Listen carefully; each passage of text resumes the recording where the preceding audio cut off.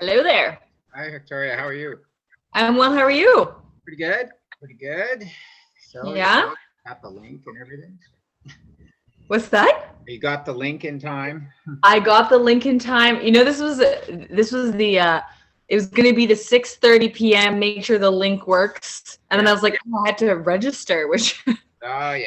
I just want to know who's coming. So, yeah, we got a good Don't crowd. worry. I was always planning on being here. Oh yeah, I wasn't worried about you. I just wanted to see how many others were coming. So, yeah, a good crowd. I think at least 24, 25 have registered. Right. So we'll start letting them in. So yeah, we're going to talk running efficiency. I mean, primarily. Yep. Might be some other things that come up, which would be good. I'm sure. Yeah. Knowing me, I'll go on some tangents about something else, but Perfect. all worth their time. Exactly. I think so. All right. So let's see what we got here. About 5 or 7 or 8 right now, but good timing. So yeah, I'll introduce you briefly, and maybe I have a couple of housekeeping items for some of them, just to get, because I don't see them very much these days. Kidding. It's Well, what is you? What's But that? you guys are allowed to get together to train, right? No, Not at all. Not even like a small 10-person group. no, not even a 2-person group. What? Remember that right now, as of a week ago, the stay-at-home order says no groups getting together. Yeah. Anyone outside your household. That's true, So, but 2 runners together, unless they're from the same household, are not allowed. But Tim spoke to someone in public health or something recently, like just last week, and sent us an email saying that he confirmed that the trainers could do outdoor training as long as people are 2 meters apart. There was no like maximum people, but I figured maybe there was some Loophole around that, but I guess you know not. what? Like, even if there was for a while, anyway, I just figured, why press it? Like, there's a sort of a rampant feeling to this right now, so I just didn't want to get anyone sick. No, for sure. And I think, people are a little bit more concerned right now. And I didn't want, to get on the wrong side of, all it would take is someone with a cell phone camera and you're on CP24. You don't want to be the poster child for the anti-vaccine. That's very true. You'll be so careful what you post on social media these days. or what someone else posts about you. So that was the thing. Yeah, anything that. Yeah, we shut it down end of March, and we're gonna hopefully start up in early April, in early June. Early June, yeah. We'll see. Anyways, now we got a good crowd, so I'll admit all, and we'll let people in. All right, I'll mute myself till you're ready for me. Yeah, okay.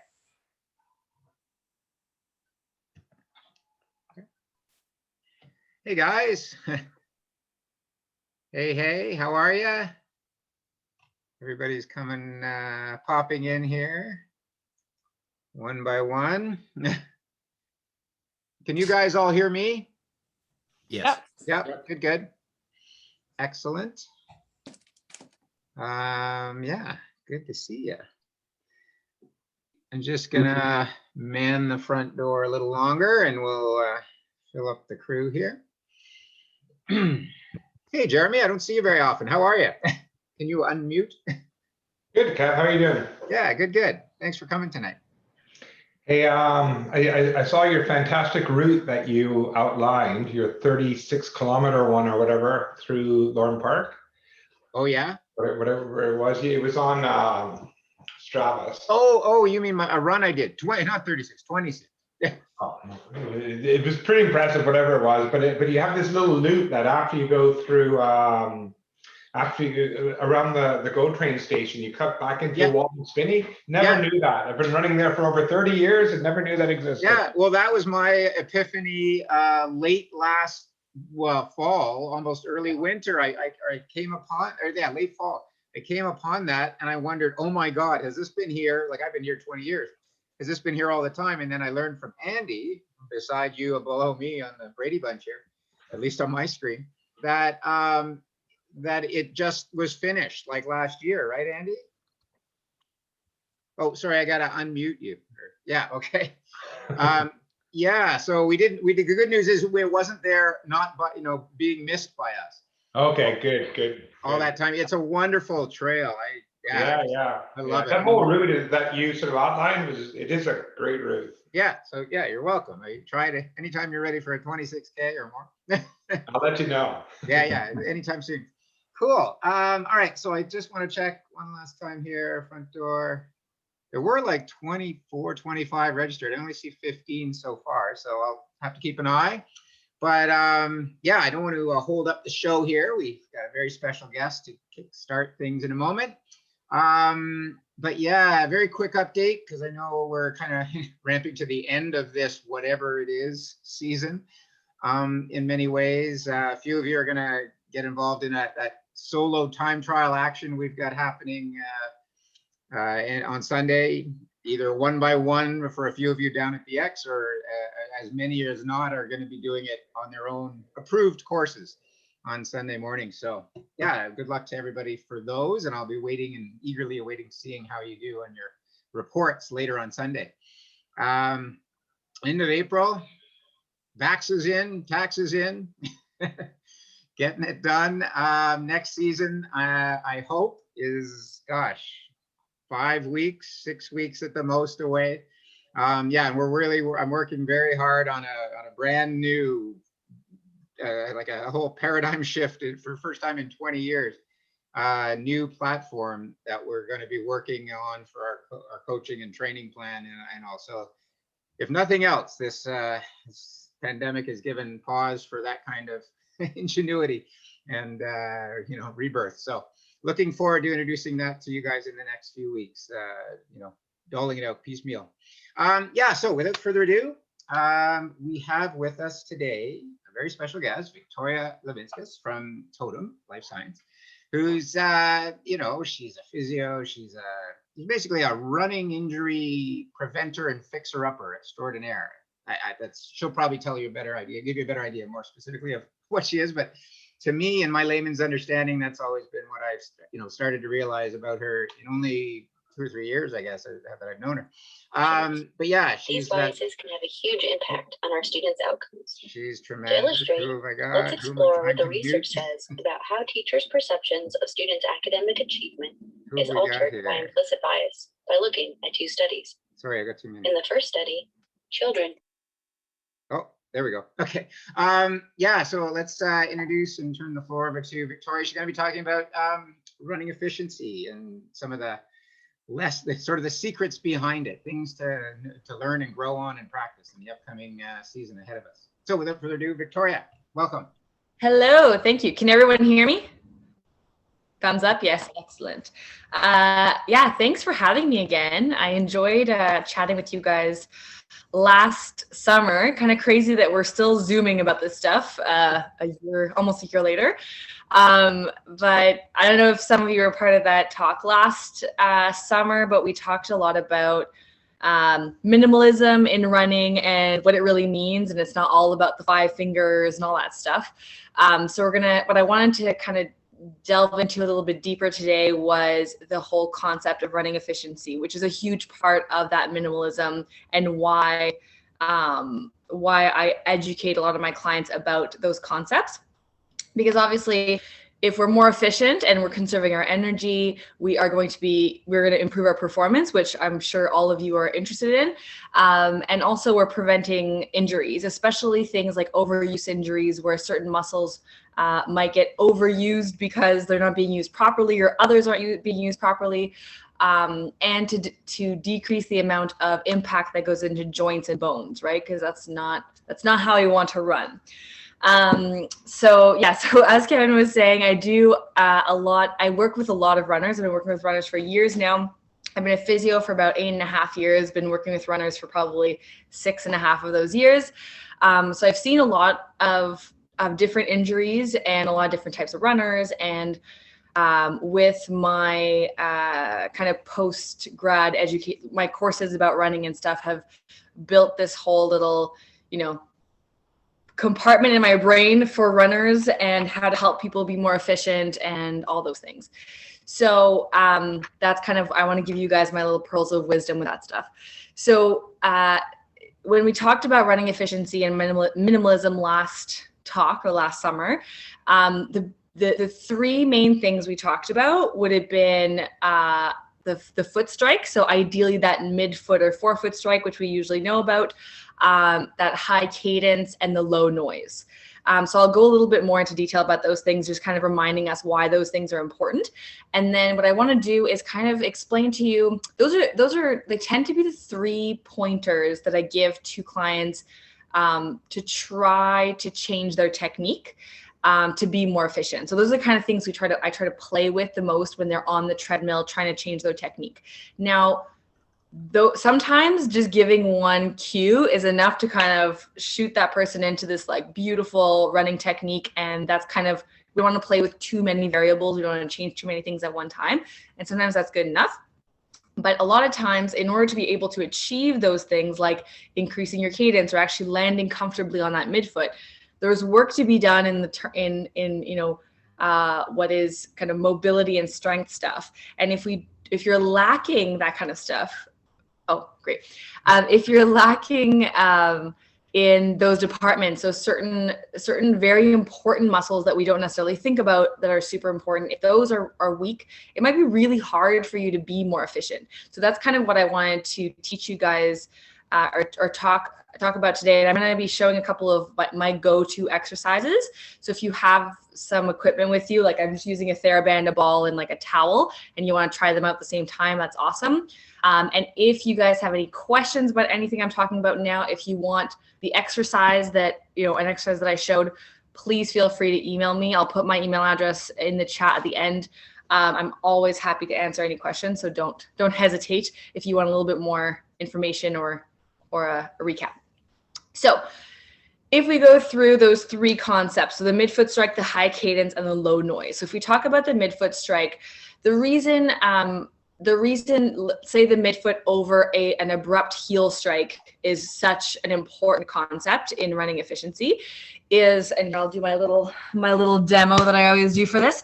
So if we're landing on the heel, we're usually landing in front of our center of gravity, which means we're almost kind of braking before we pull ourselves forward to push ourselves. So that's not very efficient. There's too many steps in that kind of with that heel strike. Secondly, the knee is usually in a extended or locked position, which means your leg has less ability to absorb the shock as it lands.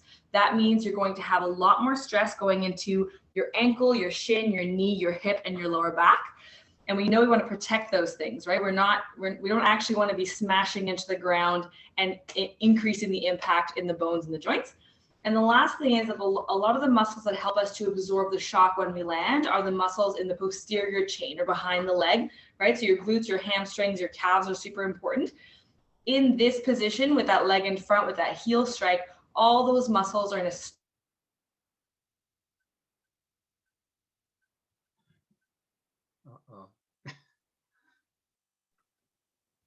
Victoria, can others hear her? No? No. She's moving again. Victoria, I think we lost you there. I know. I saw the internet connection was unstable. Oh, okay. Where did you lose me? Only like 20 seconds ago, I think. So okay. I'll jump in, and if there's questions and you guys missed what I said, just ask. If we lose you, I'll give you one of these or something. Okay. You were just talking about the muscles in the posterior chain, hamstring. Yes. Okay. So in this kind of position, those muscles are all lengthened, so they're not really ready to work, which means that you're not going to be able to absorb that shock as well. So a heel strike pattern is a lot more stress in the skeleton, which we don't want. And also, it's like I said before, it's almost like you're braking before you're pushing yourself forward. So again, very inefficient. Whereas when we're landing more on that midfoot, right, we're usually landing closer to the center of gravity because it's much more comfortable to land here like this than it is to land over here like this. So we're closer to the center of gravity, which means there's less energy shifting our weight forward as we're going to push forward. Secondly, that knee is usually in a bent position, so it's ready to absorb that shock a bit better. And all the muscles in the posterior chain are already on in this position. So you're making it a lot more efficient and easier for your muscles to absorb that shock and to push you off, therefore making it a lot more efficient. So in order to be able to land on that midfoot, and the reason that, say, if you were to try running barefoot, and this is not true for everyone, but let's say when you're a kid, when you're really young, let's say you had never put a shoe on in your life, you would run landing on your midfoot, no questions asked. Every single human would, because naturally that is where all the muscles that will control the ankle and the stability, that's where they attach. And so that's where your foot feels like it has control as it lands on the ground. And that's where having big, thick shoes has led a lot of people to land on their heels, because they lose that, we call the proprioception. So your foot feeling the ground, and it loses its ability to control that. So ideally you'd be landing on your midfoot, because again, that's where the muscles have the control to decide how you're going to land and how you're going to react to the ground and push off. So the two most important muscles in all of that. So obviously we think about our calf muscles, because those are the big guys that kind of push us off, but they have to work really hard if two specific stabilizing muscles aren't really doing their job. So there's the tibialis posterior and the peroneus longus. So those muscles go along the leg. So your tibialis posterior, and of course I'm wearing black right now, is a muscle that runs the back of the calf, runs on the inside, behind this bone on the inside here, under your foot, and attaches to most of the little bones in your midfoot. So its primary job, so it points your foot down and in, but what it does is actually creates this little like lift of the arch to prepare your foot for push off. So if that tibialis posterior is not really doing its job, your push off becomes a lot more laborious for your calf muscles. But also if you don't have that, that strength and that activation in that muscle, then it's really hard for you to land on that midfoot, because that muscle is part of what controls the foot in that position. The other super important muscle is your peroneus longus, which is on the outside of the leg. So it's going to start on the outside here, run along here, behind this bone, underneath the foot, and then attach to the base of the first metatarsal, so along that big toe. So that's important, because if when you're in this plantar flexion or on your toes like this, if that peroneus longus isn't working, this is going to happen. So your ankle tends to kind of roll out. So if any of you have had, you know, a decent lateral ankle sprains, so a big ankle sprain where your ankle kind of rolled in, even if you've done rehab, you might notice that if you do a heel raise, that kind of your ankle likes to hang out a little bit. So a lot of the ligaments on the outside might have been injured, but also those peroneal muscles on the side. But this is a common thing I see with a lot of runners, or something I assess, is to see how well, you know, what does that heel raise look like? Is it nice and straight? Is it kind of wobbling to the side? If this happens, then the length, or if you will, the first toe, the big toe, is not really in contact with the ground. So it's as if you were pushing off from the side of your foot. And in order to have that really efficient push off, you need to be putting weight along that first toe. So that tibialis posterior and peroneus longus are muscles that I'm constantly working on with my runners. So I'm going to show you 4 exercises that are my go-tos. So first off is a tibialis posterior activation exercise, and we use a towel for that. So let me just set this up over here. Make sure you guys can see me. Yes, okay. So with a towel, you put a towel on the ground. You'd be sitting kind of like this with your foot almost kind of pointed, if you will, as in like not too close to your body, because then your ankle is at this like 90-degree angle. So you want your foot far enough from your body, because like I said, that tib post muscle points and turns in. So you want that pointing to be part of this movement. So you're going to have a towel underneath the ball of the foot, or the forefoot there. The heel is on the ground. The toes are not involved here. So this is important, because a lot of people who have weakness in this tib post muscle will have strong toe flexors, and those toe flexors run right next to that tibialis posterior muscle. So if it's weak, the toe flexors will just do the job for it, right? So you want to eliminate the toes when you're doing a tibialis posterior activation by lifting the toes up. So I've got my heel on the ground, the ball of my foot on the towel, and my toes are up. And then without moving my knee, I'm going to move that towel over. So I'm working with my right ankle. So I'm moving the towel towards the inside or towards the left. So I lift my foot up, I go over, and I keep going here. So you guys can, this is a good test. If you do this exercise and it feels kind of crampy, you'll almost feel like it's behind the big calf muscles. Or if you can't really get to 3 sets of 10, you get to the end and it's kind of difficult, that's probably a sign that you're lacking some activation. So not so much strength in the muscle, but more, is the muscle awake? Is it ready to work?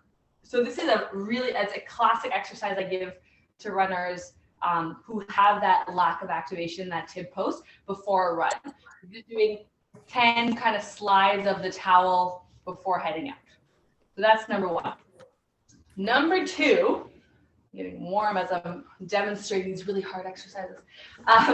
Number 2, if you have a ball, you can use a ball with heel raises to work on both that tibialis posterior muscle and the peroneus longus.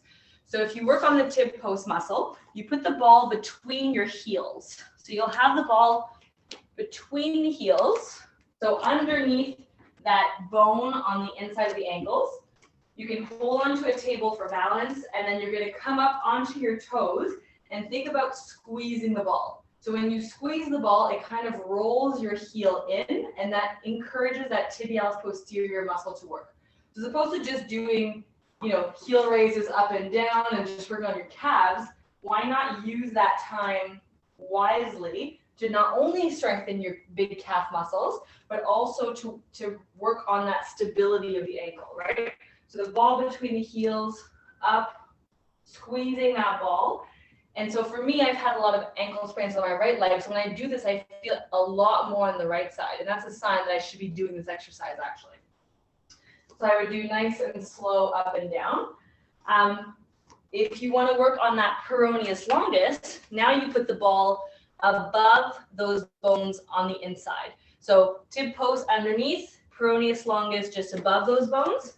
So if we do that, the idea is the same. So we're trying to squeeze the ball. So as we come up onto the toes, by squeezing that ball, we're preventing the ankle from going out, because if it goes out, you're going to lose the ball like I just did. So having that ball in that spot gets you to make sure that ankle doesn't roll out. You're pushing it in, putting the weight underneath the big toe, and you might feel that work on the outside of the calf there. So those are 2 really great ways to use a ball. Pre-run, 1 set of 10, ball at the heels, ball above, under the heel, or between the heels under that little bone, or just above that bone, 10 reps of each, just to wake up those muscles. There's a lot to be said about doing these activation type exercises to just get your muscles to get that little bit of a wake up call before you need to use them over and over again when running.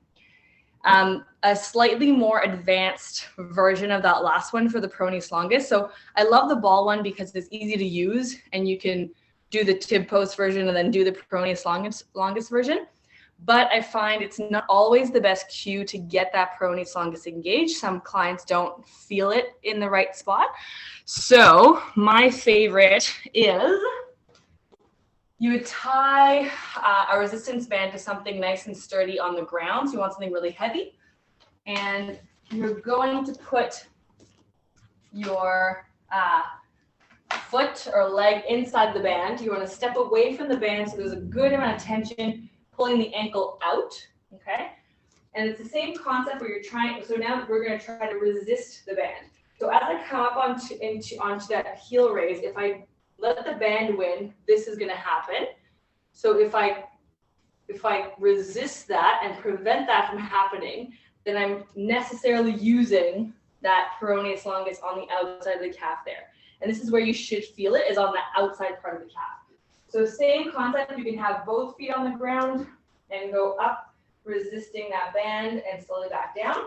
You can also do this in a up on 2, down on 1, or an eccentric version. So kind of coming up on both, transferring all your weight to one side without letting it lose that control, and then slowly coming back down there, and then bring that foot down, back down, or even just a 1 up and down, right? So again, heel raises are a really important part of strengthening for runners because we use those muscles to push ourselves off.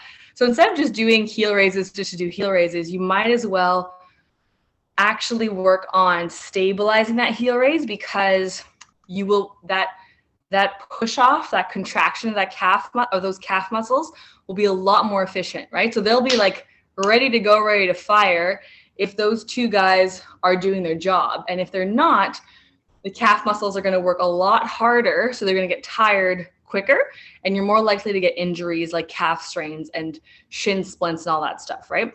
So I'd say those are probably my go-tos for the leg, or for the ankle, in terms of strengthening stuff. Any questions about that part? I know learning midfoot forward is so important. And Marco had one. Touch ground. I would say it's not important to have your heel touch the ground. All that means is that, so from the time your midfoot or your forefoot hits the ground and that heel comes down, that's the eccentric loading of your calf muscles and your Achilles. So eccentric loading is when your muscle goes from a shortened position to a lengthened position. So naturally your heel is going to come down. You're going to land where your calf is contracted, and obviously you have to absorb that shock, and the weight of your body is going to come down. So your heel is going to come down a little bit, and you're going to slowly lengthen that Achilles, right? Now, some people will do a little bit less of that. Some people will do more of that. The important thing I would say is if someone does midfoot strike and their heel does touch the ground every time, and they're maybe getting Achilles issues, right? So Achilles tendinopathies or tendinitis in that area, there might be too much of an excursion between when you're landing and that bottom part. That's when you want to go look at the shoes. And I think we talked about this last time, but the drop, so the difference between the height of the heel and the height of the toe, that's, I would say, is the biggest reason to adjust that is issues with the Achilles tendon. So if that tendon is going from a shortened position to a lengthened position, and it's a big movement that it's doing, and it's getting irritated from all of that loading, you might want a higher drop to prevent the heel from going down as much. Does that make sense? Because your heel would be a little bit higher always because that cushion's a little bit thicker. So I'd say it's not about, there's no importance of whether it does or doesn't, but it just means different things in terms of what's happening, especially in that Achilles tendon. I hope that answers the question. Okay, so then if we talk about, how do I do this? There you go. Okay. So after midfoot strike, the next thing we talked about was a cadence, right? So the ideal cadence that's been researched is between 165 to 185 steps per minute. So that is a high cadence, and that means small steps, right? And just to kind of come back to why that's important. So the smaller, or I'll do it the other way. The lower your cadence, the bigger your stride length. The bigger your stride length, the more likely you are to land in front of your center of gravity, and the more likely you are to land on your heel. Whereas if your cadence is higher, your stride length is shorter, you're more likely to land under your center of gravity, more likely to land on your midfoot. So all those things kind of fit in. The other reason it's important is the higher your cadence, that means that you're taking more steps in the minute. That means every time you're on your legs, as you're loading, you're there for less time because you're loading and you have to push off to be able to get that next step in time faster than if you were doing a larger stride length. I don't know if that made sense there. So if I have to do lots of little steps, I land, but I gotta push off to be able to do that next step so I can do enough steps in the minute, which means that I'm not spending as much time loading that leg as I would in a lower cadence. And so although we want our muscles to be strong, we also don't want them to have to work so hard. So if you land and you're having to load the weight of your body for longer, you're asking for more work from the muscles. Whereas if your cadence is shorter, you're not actually kind of, think about it as gravity doesn't have as much time to pull you down and then having to push you back up. So again, that's a lot more efficient. So obviously being able to use your calf muscles and your ankle muscles, like we just talked about, is a super important part of that, right? To be able to increase your cadence, you're going to land closer to your midfoot. So those muscles have to be strong so that your foot feels comfortable landing there. So those things are still true for this part. The other part that's really important with increased cadence, and a lot of times I'll do, video analysis of my running clients on the treadmill. And once you increase your cadence, one of the big things we see is there's a lot less movement. So you might see these big kind of arm movements, big trunk sways, a lot of vertical displacement, so head going up and down a lot, and you increase that cadence. And because, again, you don't have that much time, like you land and you got to pick up to get to that next step, there's a lot less movement happening, or a lot, like the movements aren't as big. Because think about it, if you're doing a big movement, you not only have to use the energy to get there, but you have to use the energy to come back. Whereas if you're doing the smaller cadence, you don't have that time to go all the way out here. So you're maybe only going out here. And that means you're staying closer to your center of gravity. And they're therefore also using your core more than if you're doing these large amplitudes, right? So your core can work a lot easier if you're doing those small steps, because you're just staying closer to your body. It's easier for your core to work. So when we talk about core work for runners, so obviously you can do your planks and your side planks and your stuff and your mountain climbers, and those are all great. There's nothing wrong with that stuff. I'd say the two most important parts of your core that are really important for runners are going to be part of what we call the outer unit, or these are bigger muscles. So you guys might know about, your pelvic floor and your transverse abdominis and your diaphragm. Those are part of your inner unit. So those are the small muscles that are very close to the spine, the pelvis, and they're there to kind of give the spine and pelvis a little hug and make sure everything's okay inside, so all the big guys can work well. But the big guys are really important also in stabilizing what happens across the pelvis, especially. So we have slings. Two of the really important slings in running are going to be your anterior oblique sling. So that sling has your external obliques on one side, which kind of create this kind of V towards the pelvis, if you will. The internal obliques on the opposite side here, so kind of going into that same direction as the external obliques. And then the adductors, so the muscles on the inside of the thigh on the opposite leg from the external obliques. So it's almost like you got this line going from here to here, right? And the way to think about it in running is when you're in your swing phase. So as you are bringing that right knee up, say, your trunk will rotate towards that leg, right? So you're naturally rotating towards the leg that is up. So as you flex this hip, so you're obviously going to use your hip flexors, but if you haven't run in a while and you run for the first time, you'll notice your adductors get really sore. You guys have probably noticed that before. So that's because their job is to keep your leg in as you lift your leg up, so that your leg's not going out here, right? So your adductors are going to work and your trunk is going to rotate towards your leg. So your external obliques on this side, internal obliques on this side are working to stabilize the pelvis as you do that. That is your anterior oblique sling. So the go-to exercise to work on those, and the reason you would is obviously to get that core working, but if your hip flexors are maybe having a hard time engaging, so say somebody tests your hip flexor strength and you're a little bit weaker on one side, one test that we do is get you to engage your opposite external obliques, so get you to do a little crunch and see how much easier it is for you to flex your hip, your opposite hip. If it's a lot easier, that means one of the tricks you can use is actually using this sling system to optimize that hip flexion strength. And we know how important hip flexion strength is for runners. So the best exercise for this is a dead bug. You might be familiar with this guy. Victoria? So the dead bug, yeah. Oh, all I had to do was talk. We heard your audio, and I think we lost your visual, but you're back.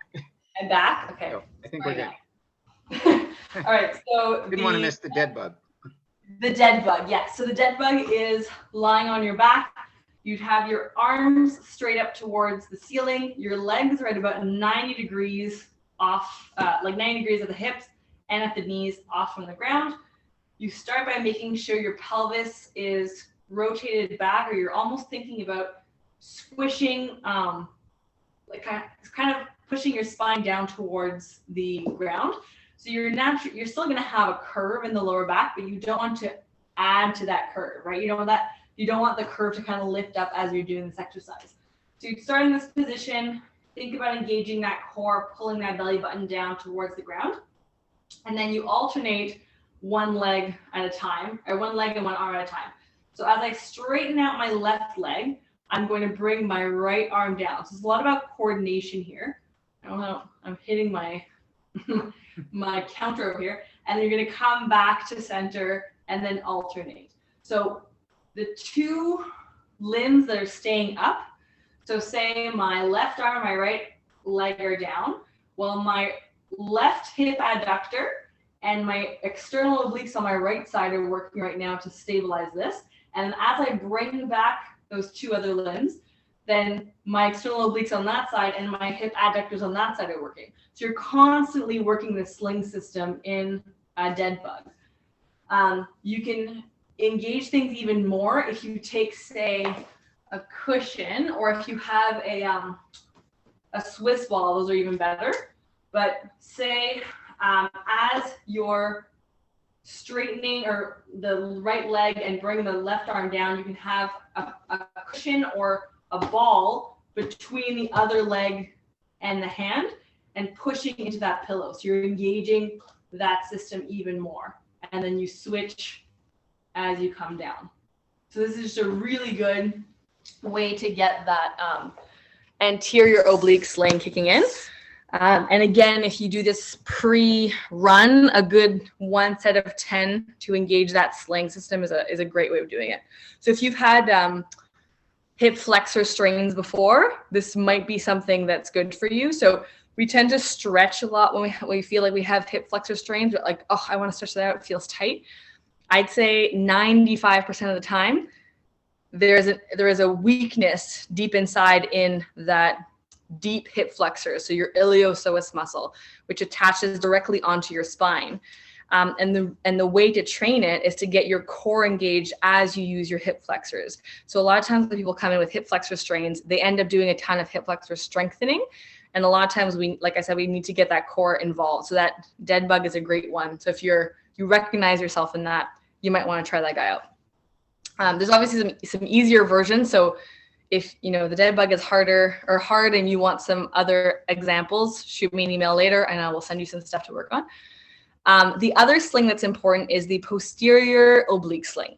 So your posterior oblique sling is going to be your glute with your opposite lat. So your lats here. So the way this works in running is with my push off leg. So as I'm pushing off with the right leg, so again, that means my left leg or my left knee is the one that's up. So my trunk is rotated away from this leg and my opposite arm is coming back, right? My elbow's pulling back as this leg is pushing. And that's where this lat is engaging at the same time as my glute is engaging. And this is creating a crisscross across my pelvis in the back, right? Other super important sling system, and same thing when we're testing hip extension strength, which again is super important for runners to push yourself off. When there's a weakness there, sometimes I'll have my client engage their opposite lat and see if that's easier to contract.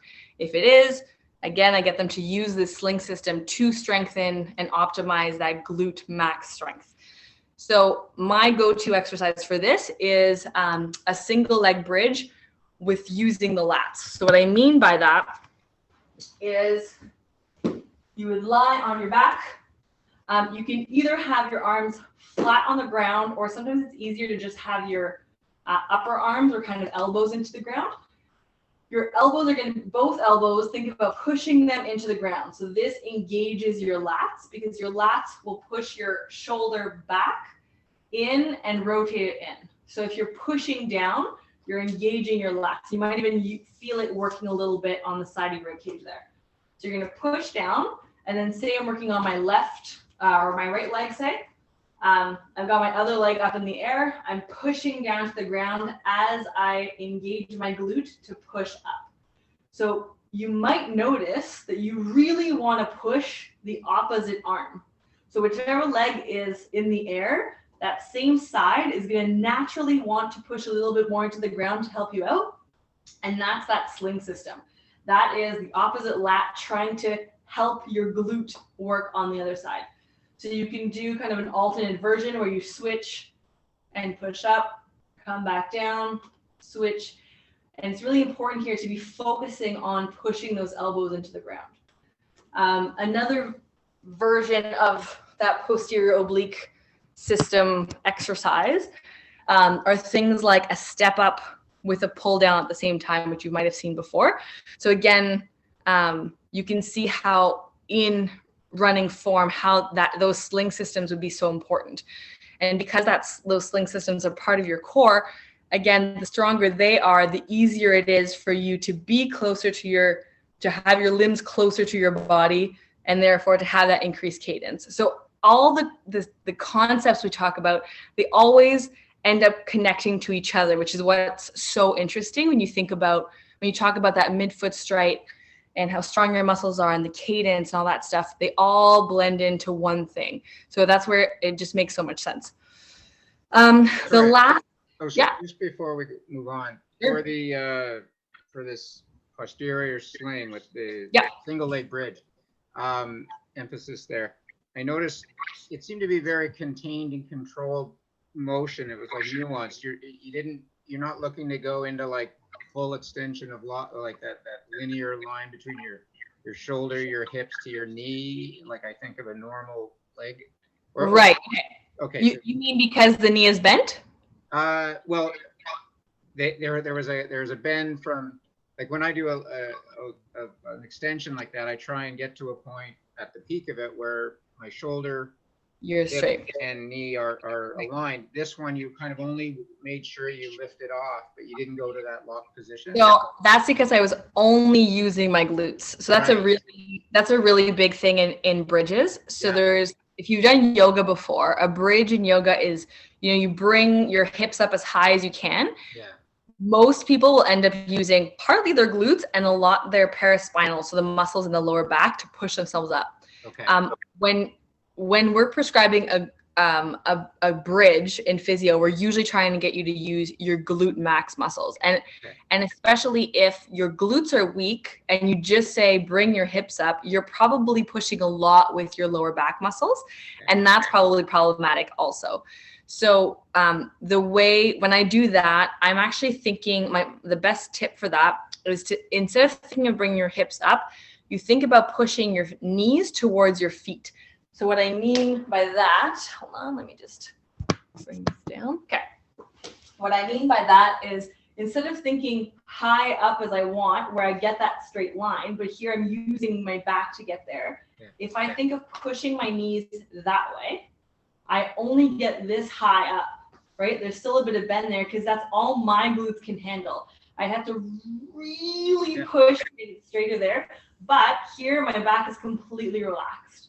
So that's a really good point, Kevin, because in a single leg bridge, it's even harder because I'm only using my glute versus if I were to do this, I can get all the way up here, but I'm using my lower back, right? Okay. Yeah, so you're just avoiding the tendency to cheat or to help. Exactly. And it's not so much cheating as much to help. like if you're trying to get your glute to work, you want to make sure you're using your glute. It's the perfect example of, I don't know why my glutes are weak, I do squats all the time. Like, you can do a ton of squats without ever using your glutes, or not using your glutes optimally. So that makes a ton of sense. Cool. Okay, so last thing that I talked about in those 3 points is the noise, the amount of noise that you make. So when I'm assessing my client's running technique, I'll look at cadence, I'll look at foot strike, I'll look at everything that's going on in the body, but I'm also listening to see how heavy that foot strike is, and if there's a difference from one side to another. So the louder you are as you land, usually that means that the less you're using your muscles to absorb that shock. A perfect example of this is you could jump and be really loud, or you could jump and be really quiet. So the way that I quieted down that landing is by using my muscles to load the leg and absorb the shock there. So the quieter your strike is, the more you're using your muscles and the less stress you're putting on the bones and the joints. So we want to be quiet, right? If you have someone who's like a really heavy striker, it doesn't matter how much cushion is in your shoe, you are putting more stress and impact into your joints and the bones, which we don't want to do. So a lot of the absorption there goes with the strength in the calf muscles. So part of that, tib post, that peroneus longus we talked about before, and then all the other muscles in there, including that gastroc and the soleus, which are the big guys in the back. So doing a lot of ankle forefoot strengthening is great. The exercises I showed before, the kind of heel raises with those controlling elements are a great way to start. Sometimes to get a little bit more of a more loading, more eccentric loading, more explosive loading, you want to add some kind of hops, right? So maybe skipping rope or doing hops side to side. I don't have enough space to do it here, but sometimes I'll do what I call matrix hops or a clock hop, where you would stand in the middle and you would hop forward and try to land as quietly as possible, hop back, and then you kind of do the cardinal points. You're hopping forward, then to the side, then over to the side. And that way you're having your muscles work in different ways every time you land. And that's, again, a really good way of practicing that whole landing quietly, right? But that is a really important part of that efficiency and protecting your body, really, right? Like the classic people who have knee arthritis who are told by their doctors that you should never run. That's not true at all. Running can actually be really good for your knees. But if you're smashing the ground and you're a abrupt heel striker, yeah, you're probably not helping your knees. If you're landing on that midfoot, you're quiet, you're using your muscles, you're probably doing a lot of good in terms of loading and strengthening and protecting that knee, actually. So just a side note. And then, so those are the three main points I would say. And then obviously there's the part about mobility. So the body is really interesting in that it follows the laws of physics, right? So it will follow the path of least resistance. So if you are lacking mobility in a specific joint and you need that mobility in order to do the activity like running, your body will find a way. It'll just find a different way. And that's where we end up adding a lot of stress in different areas, where we make the job harder for the body. So again, we're decreasing that efficiency by lacking in that mobility. I'd say that the two most important areas for mobility in runners are your hip extension, right? So we see that very commonly, runners that don't have enough hip extension, that hip doesn't go far enough back. It's going to be really hard for your glutes and your posterior chain to push you forward. They're going to work extra hard because that mobility is lacking. And you're more likely to have issues in your lower back because your lower back is going to extend to make up for that lack in extension in the hip. So my go-to exercise for that is going to be a chair lunge. So I would have one foot up on a chair, a step, whatever. So in this position, you're going to lunge forward. You're going to be working on hip flexion on one side and then hip extension on the other side.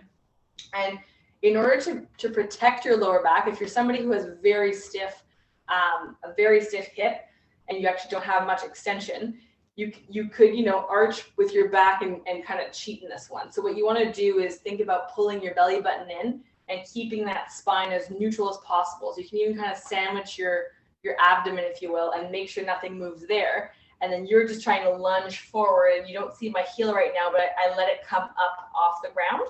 And I feel a nice stretch in the front of the hip there. So I tend to do kind of 10 of these before I go for a run. If I have time for nothing else, I'm usually doing this. And to get an extra little bit out of this, if you think about engaging your glute max, or your glutes, your butt muscles as you go forward, then you're even solidifying that increase. So I'm working on that hip extension, and I'm controlling that hip extension with a contraction of my glute.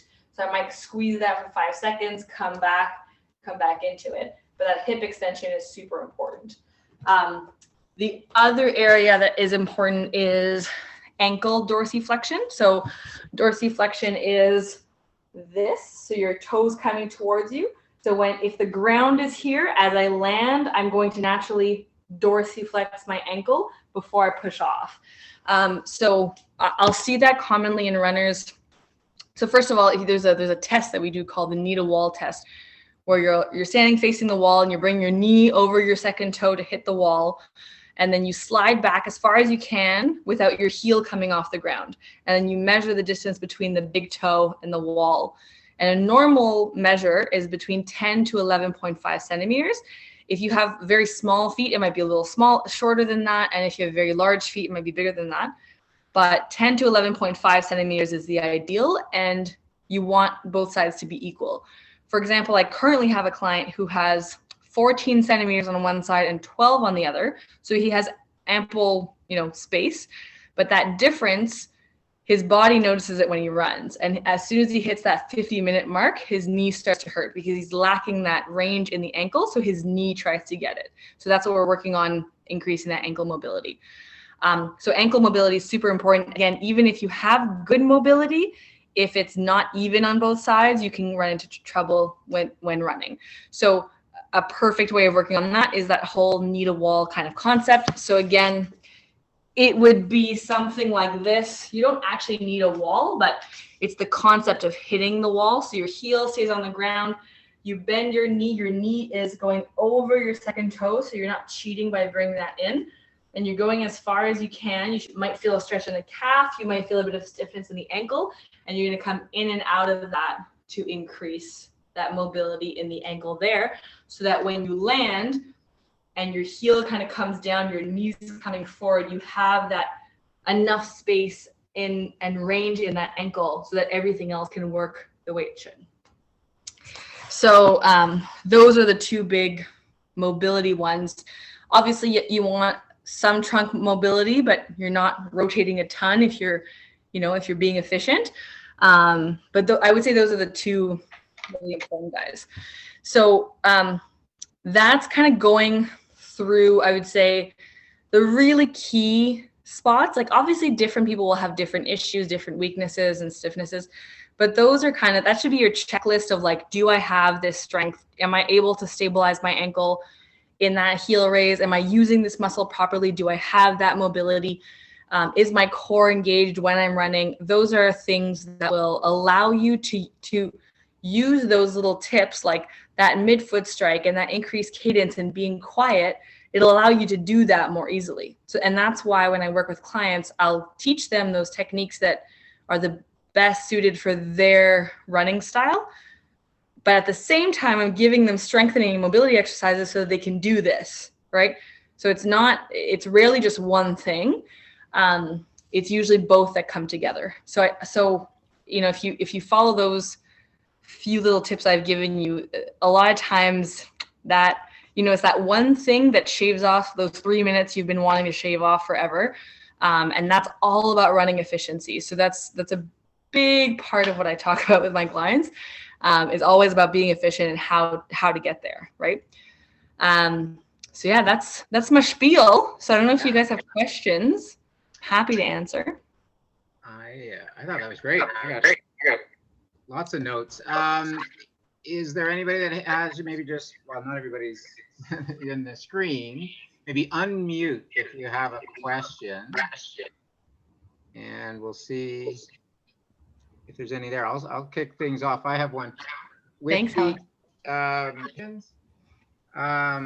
you're doing them standing, like a raised foot on a chair, hip extension toward the wall. Yeah. I do a lot of that on like kneeling. Yeah. What are the differences, advantages, or disadvantages of doing that versus standing? So I'd say doing it kneeling, where you're doing almost more of like the classic kind of hip flexor stretch position. Yeah. You're more stable when you're kneeling, right? There's less of the stability component to it. Right. There's not like, you can get the same amount of extension in your hip and the same amount of flexion in the other hip. I like doing the step up on a foot up on a step or a chair or whatever like that, because it's quick, it's easy. I like to give people things that are like, they're more likely to put their foot up and do a 10 of those than like get on the ground sometimes. Okay. And also it mimics running form a lot more, right? Because obviously my leg is not that far up when I'm running, but the back leg, so like I was saying, you couldn't see my heel, but as I extend forward, I also let my heel come up. So my leg kind of gets into that position of that hip extension with my knee drive, with my calf working. Sure. And so I quite like getting that involved. Sure. But I would say when I am prescribing a hip flexor stretch, so if there is a lack of flexibility in the muscle versus a joint issue or an activation issue, I'm usually prescribing it in the way that you're doing it. So kind of a knee on the ground, because it's a little bit easier to coach people to eliminate the lower back, having that like, tucking the pelvis back and keeping the spine kind of straight is a little bit easier to control in that position. Sure. But when it comes to kind of a pre-run, dynamic activation type thing, I'm going for that chair one. Yeah, well, you're engaging more of the balance and proprioception, and it's exactly. more real like running, like you said. Yeah, exactly. Cool. Paul, did you have a question? Yeah, just Victoria, whether you have any general cues for improving your cadence, or does it have to be runner specific? So what I usually do with runners, so say I'll assess their cadence as they're running with like a BPM app where I just press on the screen. If you have a watch that gives you your cadence, that's awesome. If not, you can count the number of steps you do, including right and left foot, for 15 seconds and do that times 4 to see where you land. What I will usually do, say a client is at around 150, 155, which is often the case when I'm dealing with people who have issues with running. I'm really trying to get them past that 165 mark. The first thing I'll say is just like, try to do smaller steps. And they're on a treadmill at this point, which is almost easier because it has nothing to do with their speed, because people get very confused about cadence and speed, but it's just about try to make smaller steps, do lots of steps. And for some people, bam, that cue is enough for them to get into that 165 to 185 zone. I don't care what number that's at. If you're in that zone, it means that naturally you have it in you. Your body's ready for that cue, that it'll just naturally, throw you into that. And in those instances, I'm not giving you a number to follow, because I want it to be as natural as possible for your body to be able to integrate that change. Some people will have a really hard time. They won't quite understand what the more steps means. And that's when I bring in a metronome. So I prefer using a metronome than using the old, you put a song, like in Google, you could put songs at 180 BPM. I actually find that quite difficult to follow, like personally. So I recommend it to people who can't, who find it easier that way. But a metronome is usually the best way to go. And so, if you're listening to music, you put a metronome app on, you put in clinic, we'll try different things. So we'll try like, okay, let's try 170. What does that feel like? Let's try 175, maybe 173. Ooh, boom, there you go. Like that feels comfortable. You can hit the beat every time. That's going to be the one you're going to focus on. And then the big way to integrate those changes is you're say you're even just doing a 5K.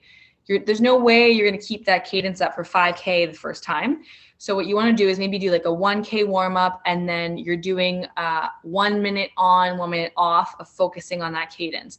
So you might put your metronome on for a minute, or that might even drive you crazy how many beeps that is. So maybe 30 seconds and you're focusing on the beeps, and then you turn it off and you just keep running, and then you turn it back on, and you might notice, oh, I was closer to that beat this time, because your body's kind of slowly integrating that cadence.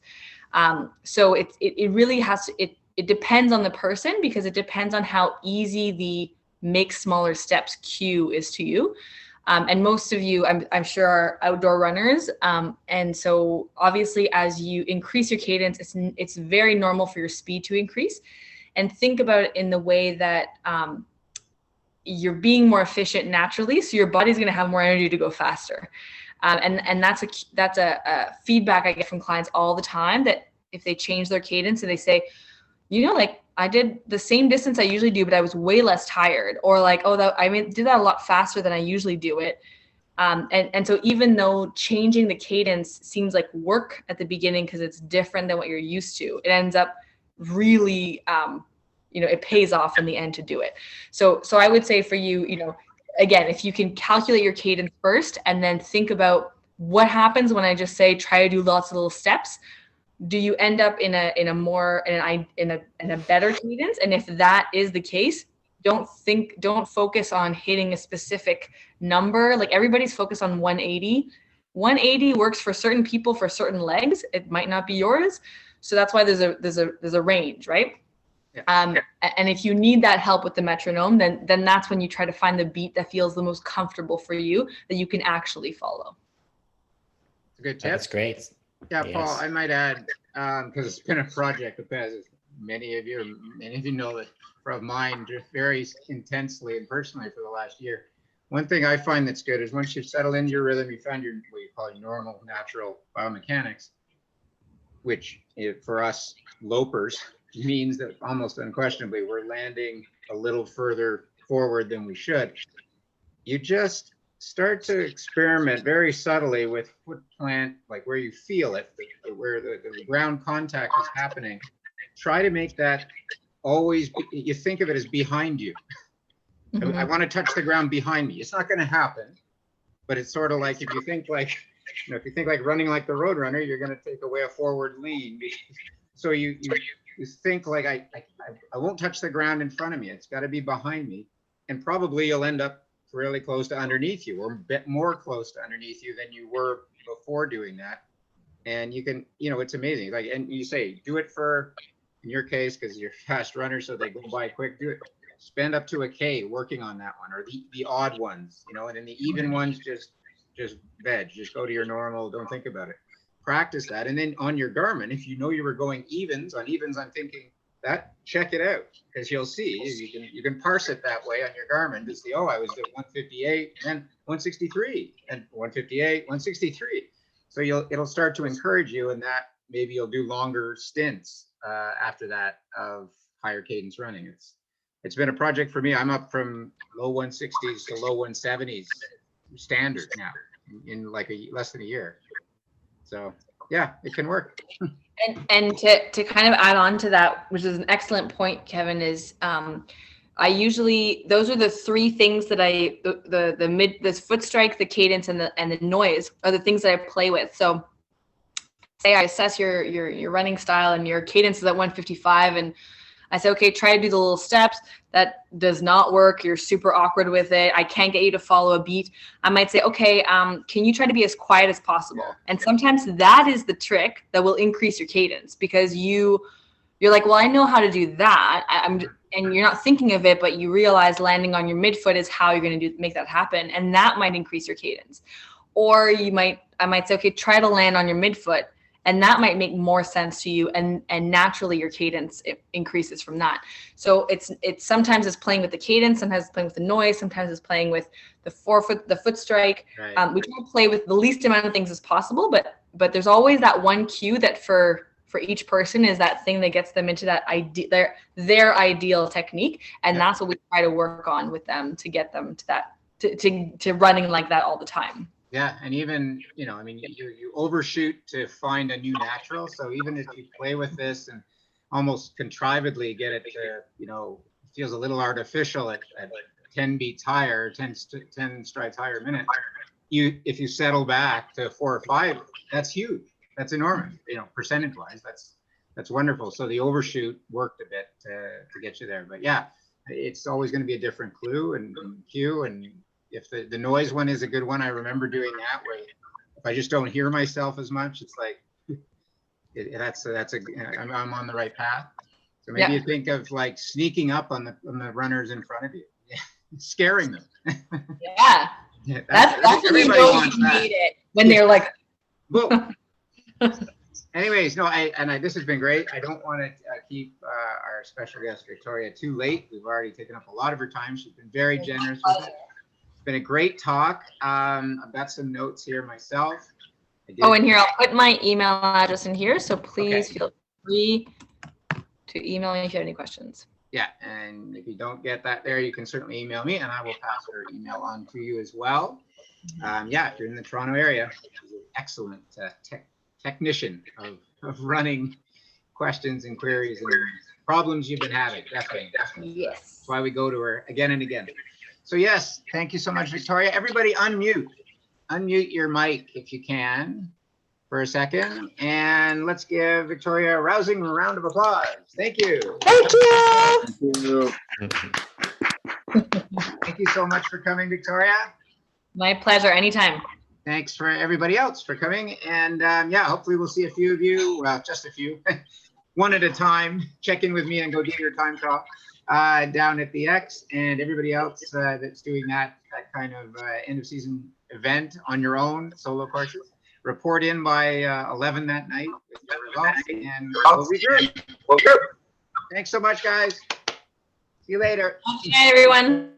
Cheers.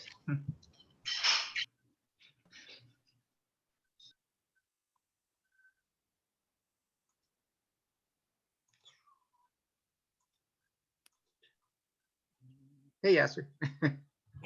Hey. I'm just saving the chat here. I was actually very, very impressed. I'm gonna try to get an appointment.